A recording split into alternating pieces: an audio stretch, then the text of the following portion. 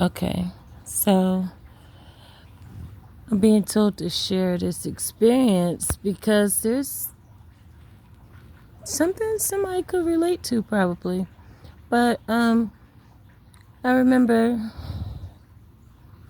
mentioning hearing the witch's thoughts, and this is not a first time thing, but I don't usually speak on that unless I have to, right? So one day I was at work and I got cool with like one of the security guards, and he was Muslim. And we got cool because he had a lot of questions for me just from, my appearance, right? And the way I speak. So we spoke a lot. And one day, 111, he was like, if you could really hear my thoughts, tell me which page in the Quran I'm supposed to go to right now that's going to verify what you're saying about your gifts, right?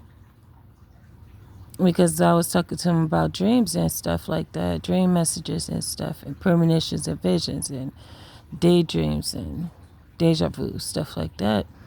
And he was saying that it was against his religion, right? So he was like, tell me where to go, right? Tell me what I'm thinking in my mind of, tell me the number.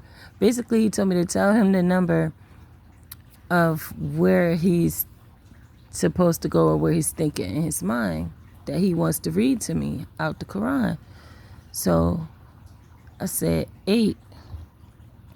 But this is what happens 222 with a lot of people when it's like either they try to test it by scrambling their mind, saying all types of fucking dumb shit that don't mix up to make a sentence or nothing, that don't got nothing to do with nothing, or they'll say something in their mind, but then they'll switch it up at the last minute.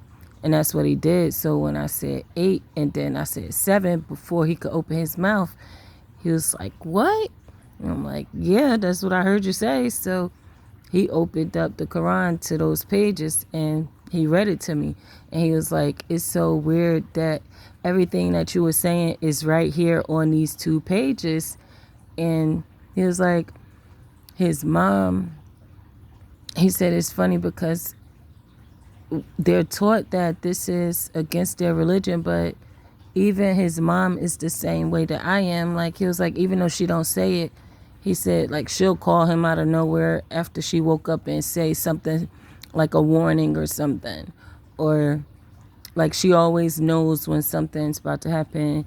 And he knows that she's mentioned having dreams in the past, And I'm just thinking that to myself at this point, like, for some reason, there's a bigger agenda to make everybody believe that your dream messages are not real and that people who are gifted are somehow evil.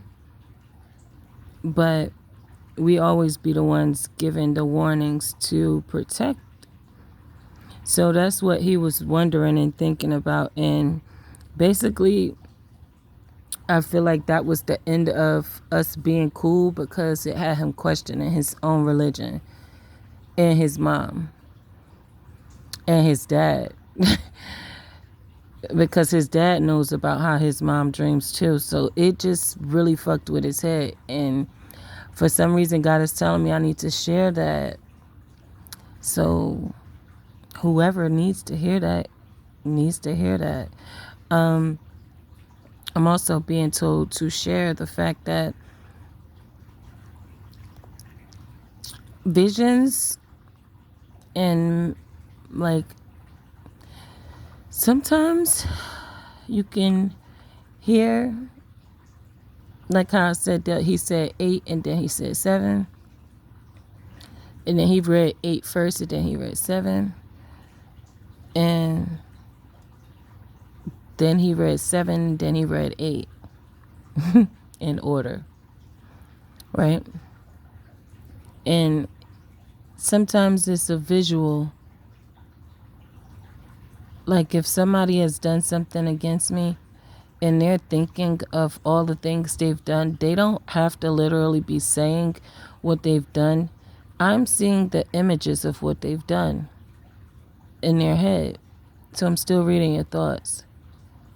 So it's not always about the words.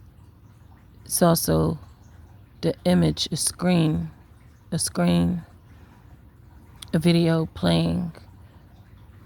And it's hopping around as your thoughts are hopping around.